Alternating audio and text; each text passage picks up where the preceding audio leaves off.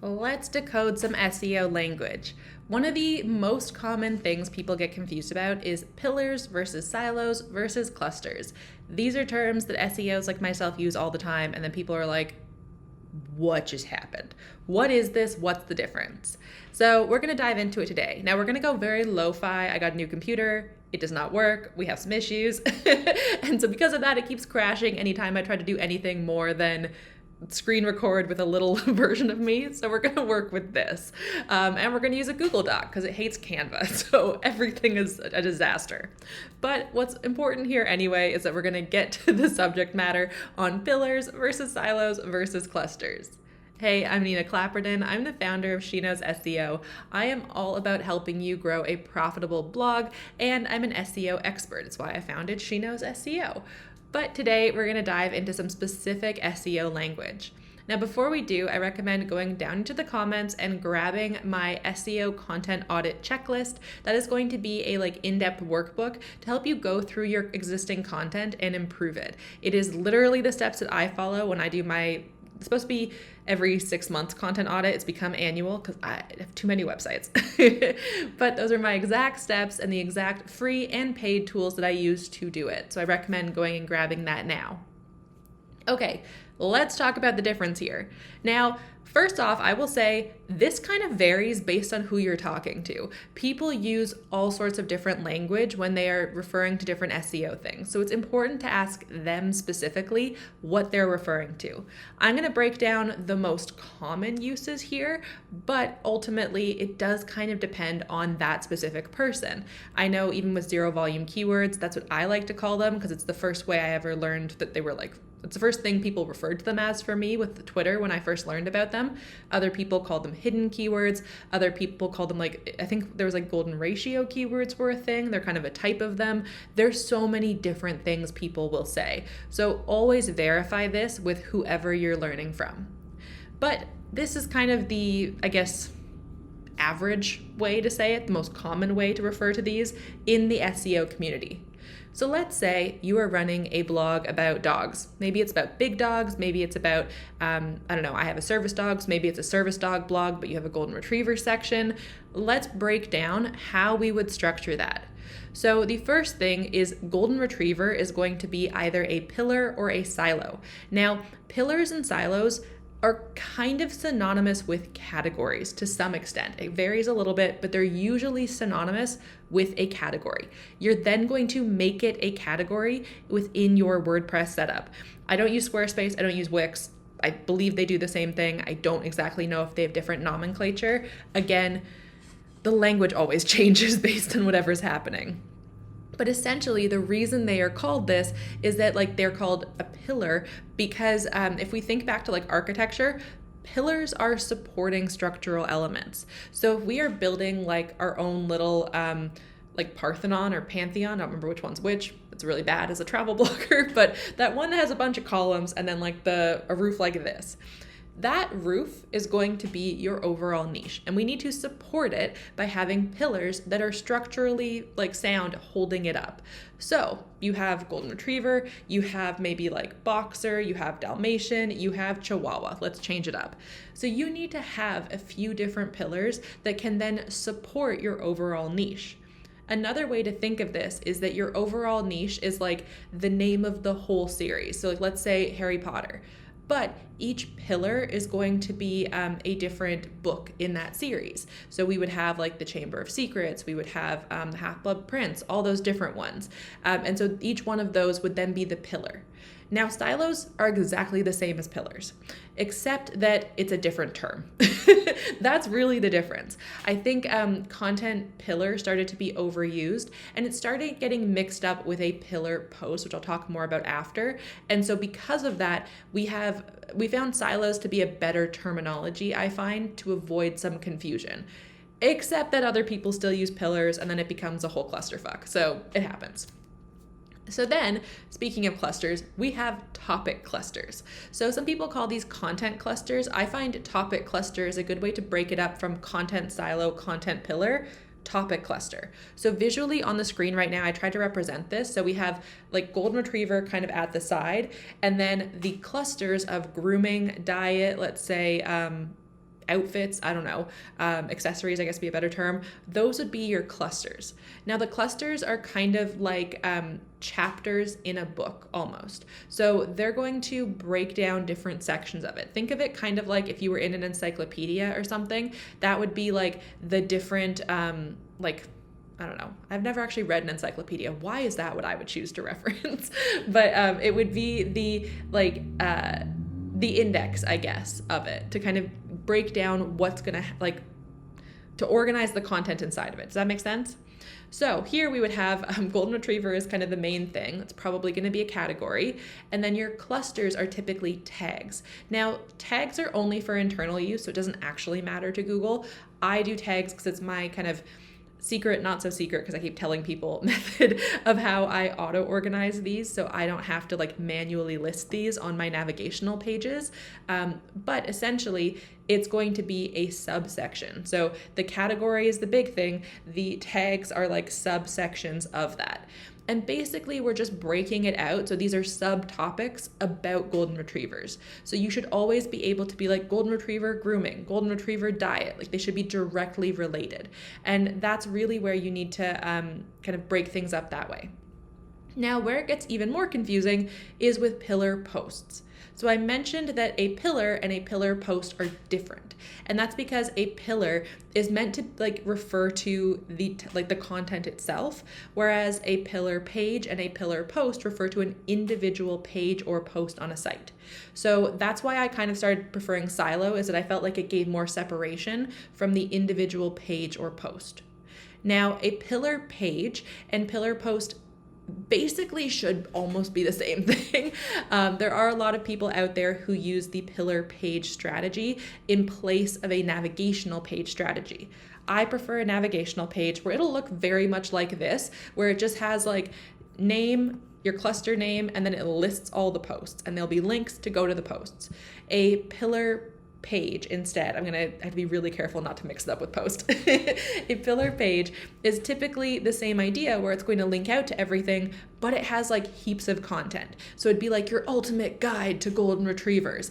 And then somewhere kind of hidden in there, it'd refer to grooming, it would refer to diet, it would somehow link to like all 10 of these posts that should be in that cluster, except that it's really hard to find. And most people, like as a user, cannot find that content. So then it's difficult for them to figure out what is actually happening.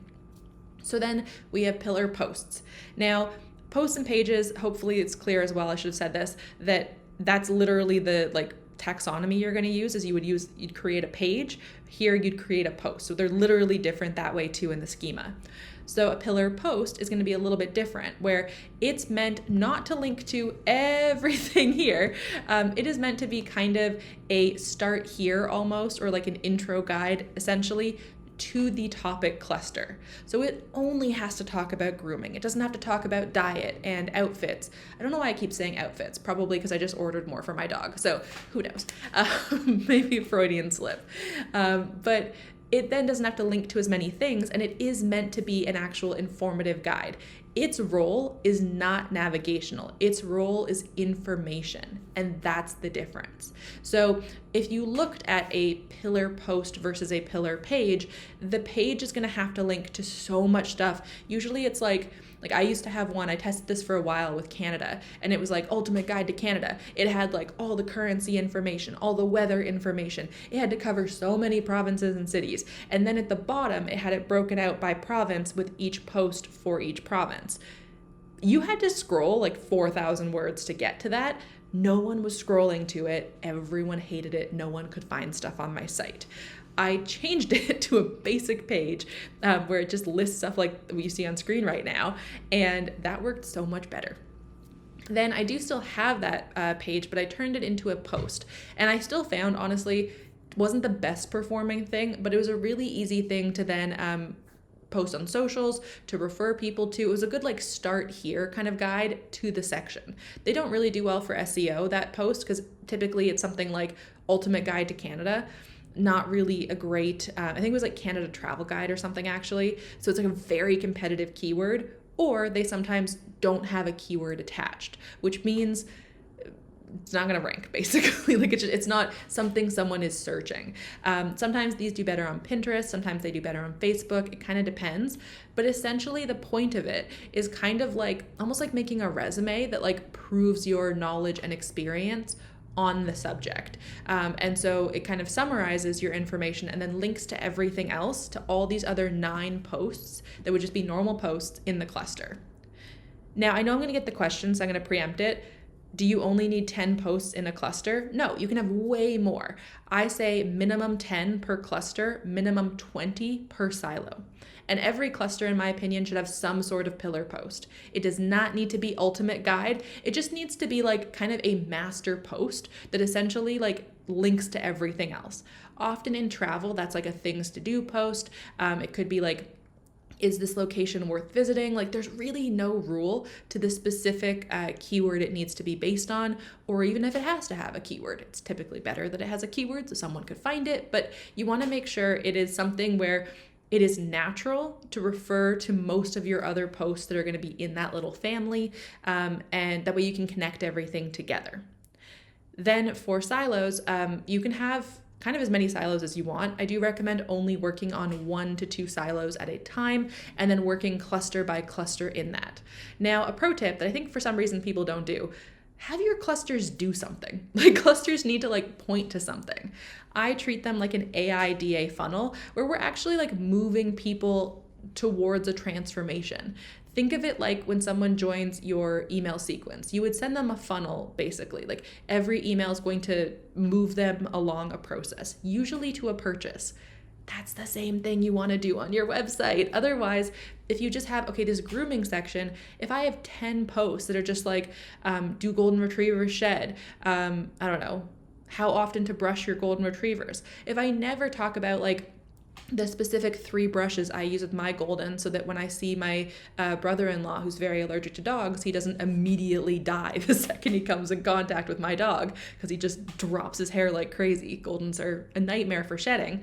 Like, then I'm not going to make any money off of this, which ultimately this is a business. So that is something to think about. Same with if I had a course on like how often and how to properly groom your golden. Let's say I actually knew how to trim his Grinch feet so he doesn't look like he's been attacked by Edward Scissorhands or something every time I do it. I could make an offer on that. And then I need to get people ready to purchase that.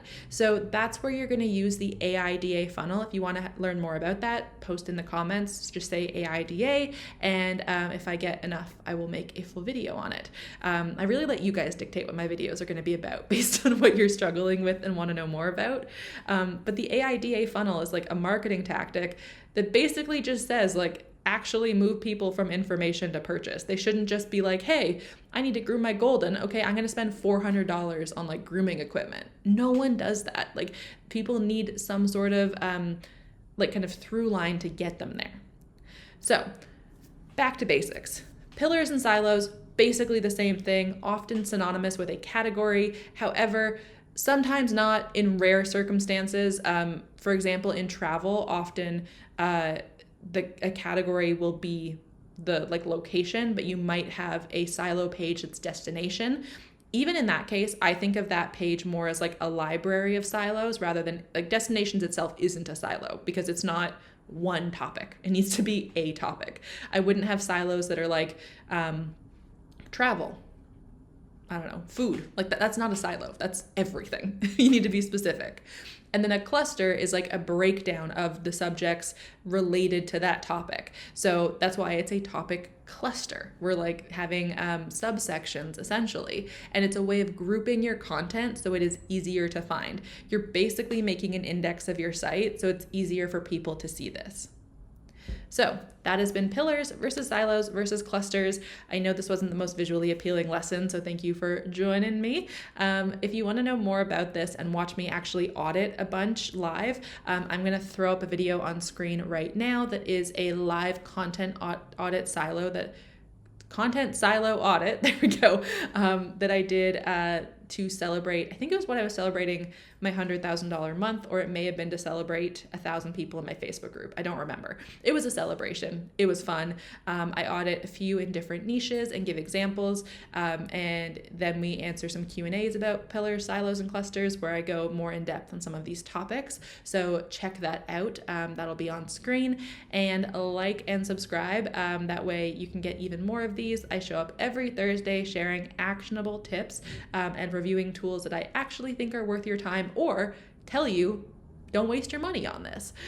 So subscribe to get notifications when those come up, and I hope to see y'all in my email list once you get that SEO content audit checklist. Okay, I hope eventually when I come back we'll have like my full face, but apparently not till a new computer arrives that will actually run any of my softwares. Okay, bye everyone, have a lovely day, and I'll see you next Thursday.